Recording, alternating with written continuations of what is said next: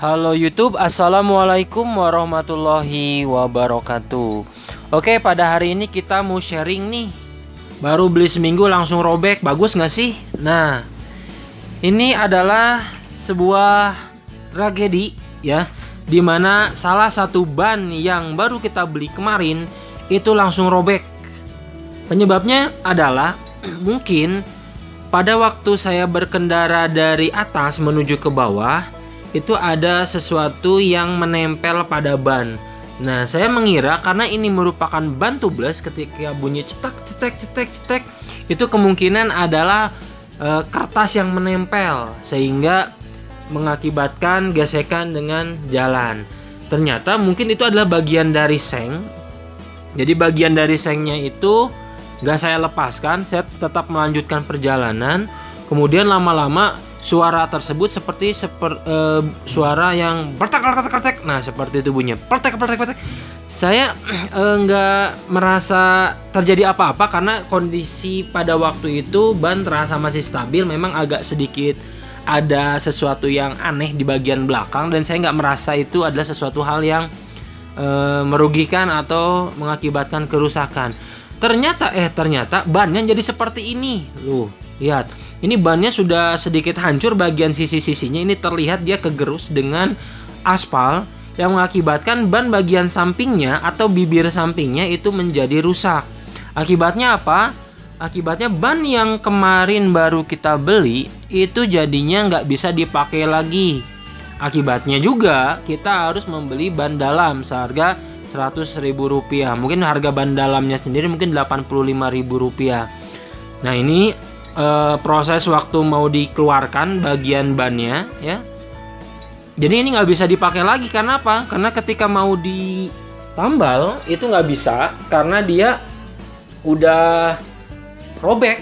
Robeknya sekitar 1 atau 2 cm. Jadi nggak bisa dipakai untuk ditambal pakai cacing ya. Nah, ini kondisi bannya kenapa dia dekok seperti itu, karena ketika dia sudah nggak ada angin di dalam ban tersebut, kita tetap maksa jalan. Bukan maksa jalan, memang nggak ketahuan. Akibatnya apa? Ban bagian dalamnya itu, bagian sisinya ini kelihatan ya. Di bagian sisinya itu dia tergerus, akibatnya dia rusak. Kemudian saya mencari tahu sebenarnya ban ini tuh seperti apa sih profilnya. Ternyata ketika dibedakan dengan ban bawaan dari Bridgestone yang B250, ternyata beltnya itu berbeda. Kalau Bridgestone itu dia menggunakan steel belt, jadi dia menggunakan kawat baja yang mengakibatkan dia menjadi lebih keras terhadap benda-benda tajam. Kalau yang ini dia menggunakan tekstil radial, yaitu anyaman benang. Nah, akibatnya apa? Ternyata akibatnya ketika menggunakan ban ini dia cenderung lebih empuk. Memang lebih empuk, saya akui itu. Di bagian profil bannya itu kalau misalkan kita melewati jalan yang nggak jelek pun, walaupun tekanannya tinggi, tekanan si anginnya itu tinggi, dia tidak terlalu terasa. Sedangkan kalau menggunakan yang Bridgestone itu yang B250 bawaan dari Xenia 1000cc itu agak kerasa sih ya, kerasnya. Tapi memang ketahanan atau durabilitas dari kedua ban ini berbeda karena adanya steel belted tadi. Jadi dengan adanya steel belted atau kawat baja yang berada di samping, akibatnya kalau ban Bridgestone itu dia lebih kuat terhadap benda-benda tajam seperti batu atau apapun karena ada lapisan kawatnya. Dan ketika dia kempes pun dia tidak akan langsung ngeplek gitu ya, tidak akan langsung habis semuanya karena ada penahan dari kawat baja tersebut. Akibatnya apa? Memang harga itu akan menentukan. Semakin bagus sebuah ban, maka harganya pun akan semakin tinggi. Jadi kemarin saya tanya juga kepada rekan, gimana kalau yang pakai ban merek ini? Nah, ya sebutnya Dunlop ya, Dunlop model ini. Katanya ketika dia ada kebocoran, sering walaupun sudah ditambah sering bocor. Akibatnya dia kembali lagi ke yang Bridgestone. Nah, harganya berapa? Saya tanya dengan spuringnya dia habis 1,5 juta untuk 2 ban. Sedangkan kalau yang ini kan 2 juta sudah 4 ban. Ini kelihatan ini kita sudah Ini ban serepnya ya, ban serepnya kita copot,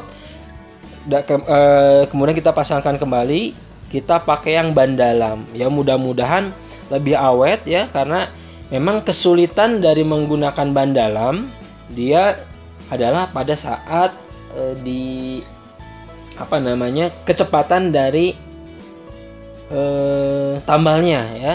Kalau ban tubeless kan tinggal ditusuk saja, sedangkan kalau ini dia perlu dibongkar dulu bagian ban dalamnya. Itu saja, tapi kan bukan kita gitu ya, bukan kita yang nambalnya.